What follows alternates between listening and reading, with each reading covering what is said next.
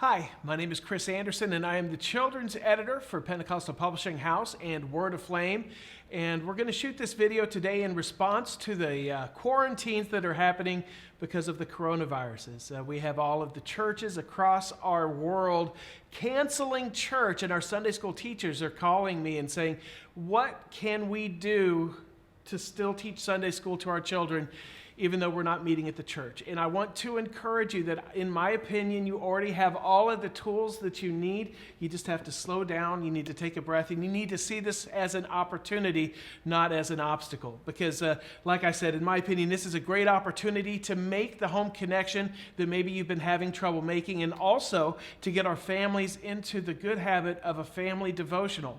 We've wanted families to do family devotionals. This is an opportunity to get the families together and do that. So I wanted to run you through my ideas on what it might take for you to put something together for your students. I don't know if you have a presence online like a Facebook group for your class, but this is a good opportunity to put that together. You're going to have to figure out whatever you make here, you're going to have to get into the hands of the parents. So put together a Facebook group, and then I want you to imagine that you are putting together an online course for your students. I remember when I went to Urshan Graduate School, some of my classes were in class, but then half of my classes were taken online.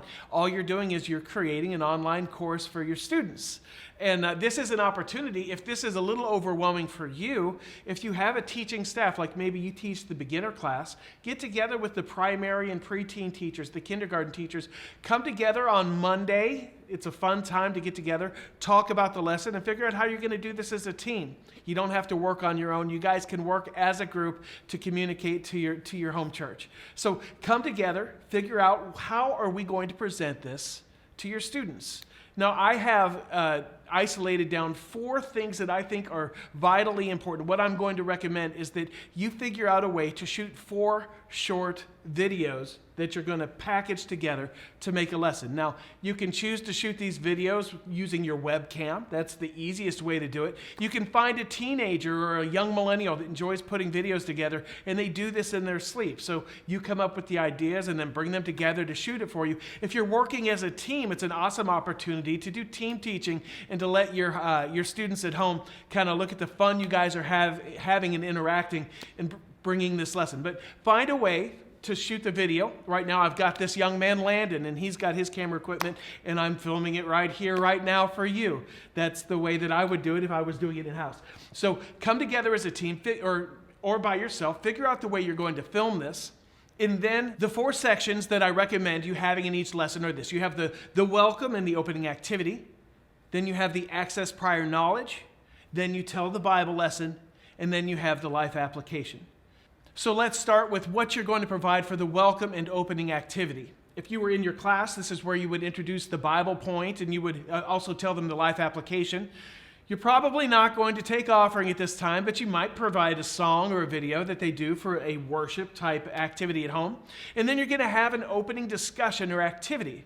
You're going to shoot a short video that maybe introduces the topic and then maybe create some questions that parents can talk about with their kids at home. I don't want this video to be any longer than 5 minutes, but just a short little activity they can watch. You can welcome them, tell them what's going on, and kind of introduce the topic to them.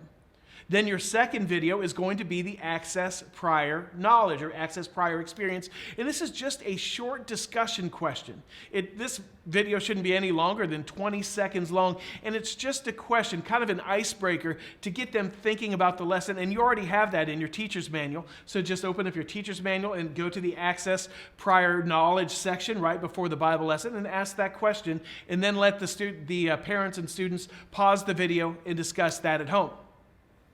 The third video, and this is where you're going to have the most fun, and that is the telling of the Bible lesson. Now, if you're choosing to work as a team, you guys can act out the Bible lesson. You can do puppets. You can do tableaus. There's all sorts of different ways that you can present the Bible lesson. Just show the students that you're having fun, and then, of course, always keep the Bible point in your mind, the reason why you're telling the Bible lesson, and just tell it in the funnest way possible. You can also let the students tell them the text that you're trying to demonstrate here, and let them pause the video and read it from an age-appropriate Bible.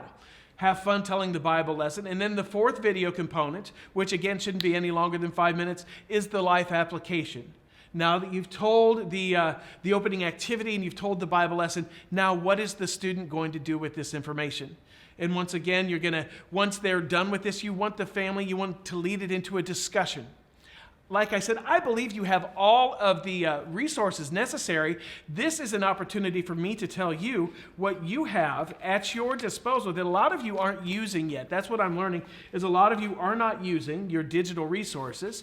At the bottom of page 2 of your teacher's manual, there's digital resources right here. You can go online, and there's tons of digital resources at your disposal. And then in the teacher's resource packet, you have a bunch of resources available. I always say that if you're not using your resources, you're missing out on half of your curriculum. There is so many things that we've tried to pack in here, and some of the things that I feel are important to help you bring this lesson to your students at home. We have digital versions of each of the Bible arts, so you can provide parents with the 4-color Bible arts to go with the story, as well as you can give them a line art coloring page, because some of the younger students might enjoy coloring the picture as you tell the story. So you have that. You have all sorts of visuals and helps in there. And then another piece that is not being used as much that I'd like to see get used is the family devotional. So once you've taught the lesson online, you can send the family devotional home to the parents, and then they can go through and they have an opportunity to reteach the lesson. Another thing that we give you full permission to do is to take the Word document of the lesson and just send it to the parents. We give you permission to do this. We want our literature in the hands so that the students are getting closer to Jesus. That's our whole point in doing this. If there's anything in the literature that you want to send it home to the parents, send it home to the students, and let them use this. So between the digital resources that are available, between the family devotional, between your ability to get online, which we have a digital community already, you have the opportunity to do this at home. I believe in you. I believe you can do this. I want you to encourage you to get your teaching team together, because that's less than 10 people, which is what right now that's where we have to make it less than 10, right? But get your teaching team together, have some fun putting together an online university for your students. And then, of course, the most important thing is once you've put these together, if you want a larger audience, share it on these Facebook teacher pages for Word Aflame. I can't wait to see the creative teaching community and what you're doing to reach the parents. If you have any questions, please contact me. My email is canderson@upci.org. Again, my name is Chris Anderson. I am the children's editor for Pentecostal Publishing House.